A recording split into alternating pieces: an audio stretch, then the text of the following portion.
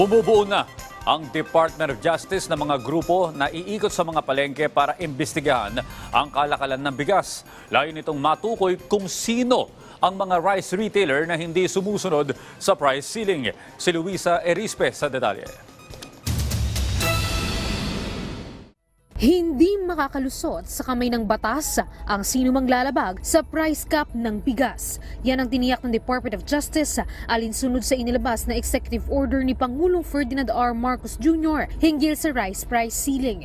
Ayon mismo kay Justice Secretary Jesus Crispin Remulla, posibleng makasuhan ng economic sabotage ang sinumang mapapatunayang iligal na magtataas ng presyo ng bigas o nag-iipit ng supply nito. Meron tayong batas na pinagbabawal ang ganitong mga pagkilos na hindi dapat ginagawa sa taong bayan.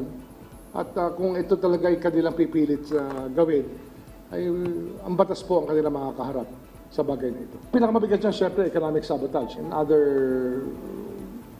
crimes that are against commercial interests of sa taong bayan.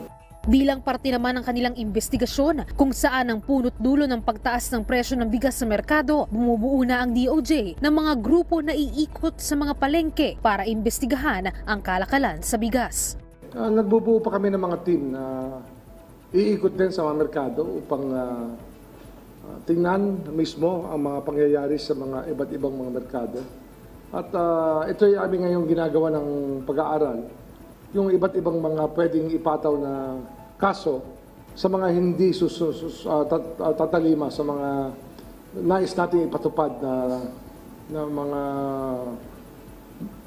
mga rules tungkol dito sa price ceiling. Para alam natin talaga kung saan nanggagaling itong mga taong ito, kung ano ang kanilang basihan sa kanilang pagrepresyo ng matataas at bakit gano'n na nangyayari. Tiniyak rin ng DOJ na kaisa sila sa pag-aaral ng Kongreso at iba pang ahensya ng pamahalaan hinggil sa hoarding, smuggling at pagtaas ng presyo ng bigas sa bansa. Giniit din ni Remulla, naniniwala siya na dapat nasa 41 pesos lang ang tamang presyo ng bigas kada kilo sa merkado.